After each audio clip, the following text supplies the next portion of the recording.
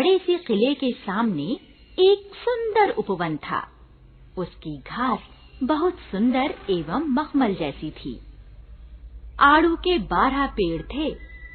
जैसे ही बसंत ऋतु आती तो सभी पेड़ों पर आड़ू लग जाते थे।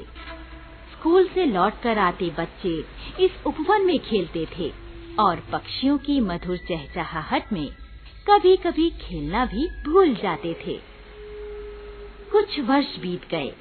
फिर एक दिन उस किले का स्वामी दैत्य अपने मित्र के घर से वापस आ गया और बच्चों को वहां खेलता देखकर उसे बहुत क्रोध आया। तुम यहाँ क्या कर रहे हो? डर के मारे बेचारे बच्चे तुरंत वहां से भाग गए। इस घटना के बाद दैत्य ने ऊंची 4 दीवारी बनाकर दरवाजे पर एक तख्ती लटका दी, जिस पर लिखा था, बिना अनुमति के प्रवेश करने वाला दंडित होगा। पूरे शहर में बसंत की बहार आ गई।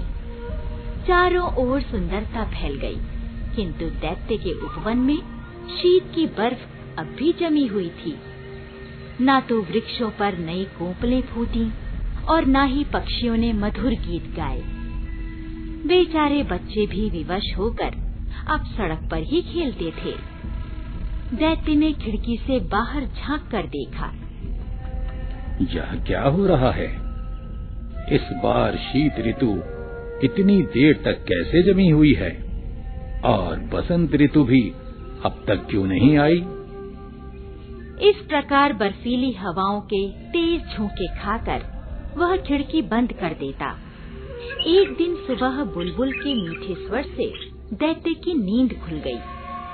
जैसे ही उसने बाहर झांककर देखा तो वह हैरान रह गया। उसने देखा कि हर वृक्ष की डाल पर बच्चे बैठे हैं। वृक्ष की टहनियां भी झूम रही हैं। रंग बिरंगे फूलों पर तितलियां मंडरा रही हैं। एक नन्हा सा बच्चा पेड़ की टहनी को पकड़कर चढ़ने का प्रयत्न कर रहा है। वृक्ष उससे कहने लगा, मेरे नन्हे राजकुमार, आ जाओ मेरी गोद में। यह सारा दृश्य देख दैत्य का दिल पिघल गया और सोचने लगा, मैं कितना स्वार्थी हूँ।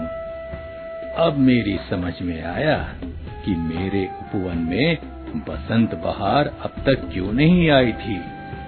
वह तेजी से नीचे उतरकर पेड़ की तरफ बढ़ने लगा।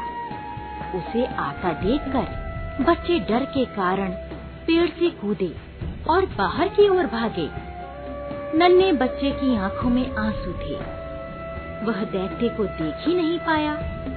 दैत्य ने उसे पीछे से गोद में उठाकर वृक्ष की डाल पर बैठा दिया। बच्चे ने भी खुश होकर अपनी बाहें पसारी और दैत्य को प्यार से चूम लिया। दैत्य यह देख बहुत हैरान हो गया कि जिस वृक्ष पर उसने नन्हे बच्चे को बिठाया था, केवल उसी की हरी पत्तियां और डालियां झूम रही थीं और बाकी सभी वृक्ष बर्फ की चादर से ढक चुके थे। बच्चों ने भी जब यह देखा कि दैत्य उस नन्हे बच्चे से प्रेम पूर्वक बातें कर रहा है, तो उन सब का भय भी खत्म हो गया। धीरे धीरे वे अंदर उपवन में आने लगे और उनके आते ही उपवन में फिर से बाहर आ गई। दैत्य बच्चों के साथ अब रोज उपवन में खेलने लगा, परंतु वह नन्हा बच्चा जिसने दैत्य को प्यार से चूमा था, फिर कभी वहाँ दिखाई नहीं दिया। कोई भी नहीं जानता था कि वह कौन था और कहाँ से आया था।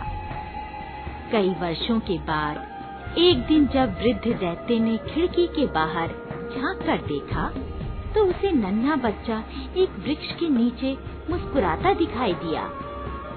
शीत ऋतु में भी वह वृक्ष सफेद फूलों से लदा हुआ था।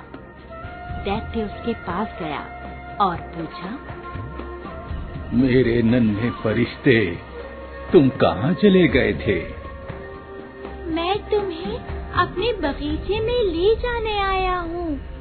वह बगीचा स्वर्ग में है। दोपहर को जब बच्चे वहाँ खेलने के लिए आए, तो उन्होंने देखा कि दैत्य लेटा था और सुंदर सफेद फूलों की चादर उस पर बिछी हुई थी।